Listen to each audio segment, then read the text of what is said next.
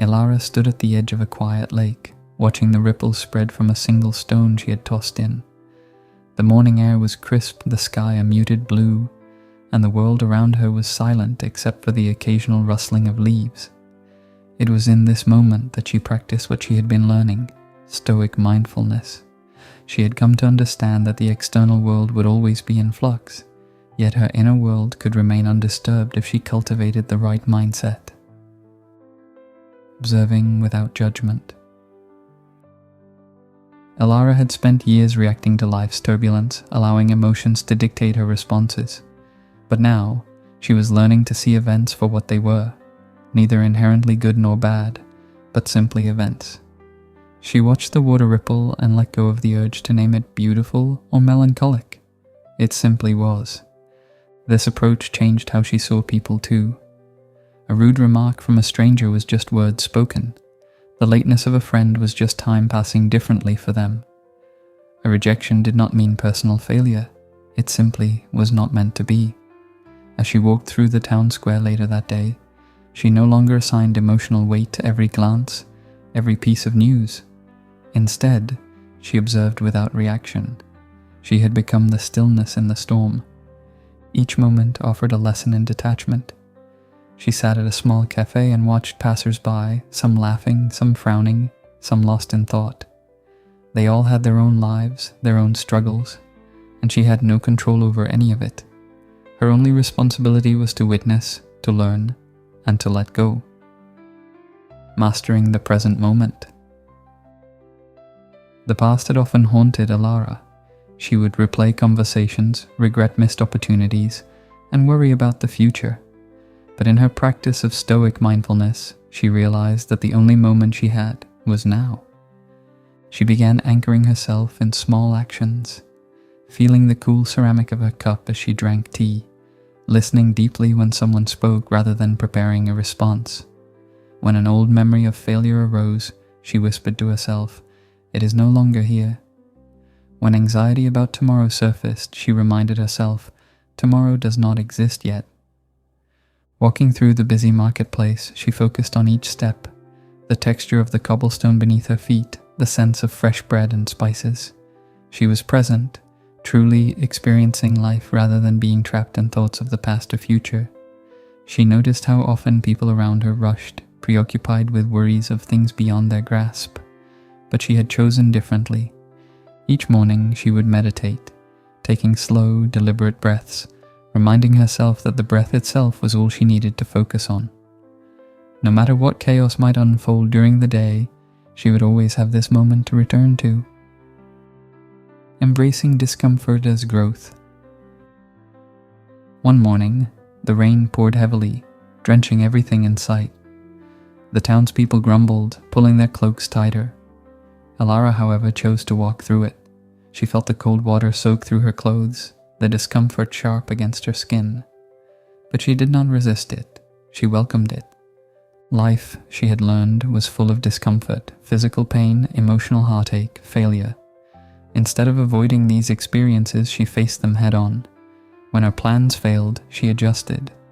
When someone hurt her, she acknowledged the pain but did not dwell in it. Each hardship was a lesson, a refining fire making her stronger. At her small shop, she faced setbacks, a shipment delayed, a lost customer, an unexpected expense. But rather than despair, she adapted, knowing that resilience was built not in comfort, but in the challenge itself. She reframed obstacles as teachers, understanding that hardship was merely another path to wisdom. Her physical training also reflected this philosophy. She would deliberately take cold baths, fast for a day, or sleep on a hard surface, not as punishment, but as a means to prove to herself that she needed very little to be content. She did not run from discomfort, she embraced it as an ally in her growth. Practicing voluntary simplicity. The more she let go, the lighter she felt. She gave away clothes she rarely wore, cut down on distractions, and spent more time in nature. She realized that much of what she once desired had been dictated by society rather than her own true needs.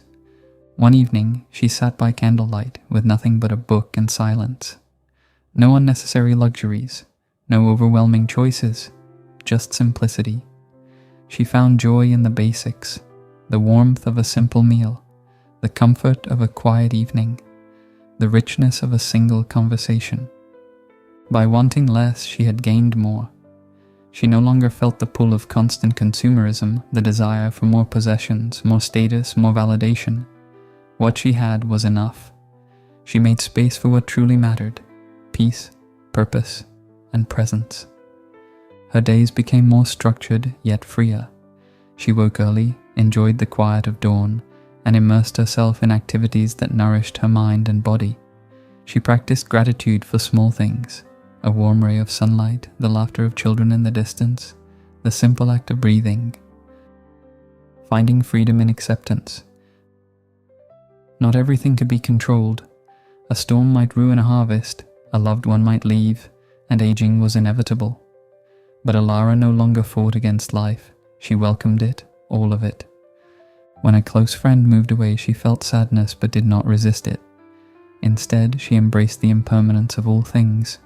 She whispered to herself, "Amor fati," love of fate. What was, simply was. She had the choice to struggle against reality or to align with it, and she chose the latter. She practiced letting go daily. If something was out of her control, she released it from her mind. When she was stuck in traffic, she saw it as time for reflection. When she fell ill, she saw it as a reminder of the body's needs. Nothing was inherently bad. Everything was a lesson. Standing once more by the lake, she watched another ripple spread. It did not fight the water, it moved with it. So would she. With each breath she felt lighter, freer, unburdened by resistance. She'd learned to live with mindful acceptance, embracing the moment as it came. She had become truly free. Are you ready to reclaim your power, set boundaries, and live life on your own terms? If this story inspired you, don't stop here. Hit that subscribe button and become part of a community that embraces Stoic wisdom for a stronger, freer mind. Tell us in the comments, have you ever struggled? How did you break free? Your story could inspire someone else on their journey. Like this video if you found value in it. Each like helps us reach more people who need this message of self-respect and inner strength. Together we rise, together we grow. Subscribe now and walk the Stoic path with us.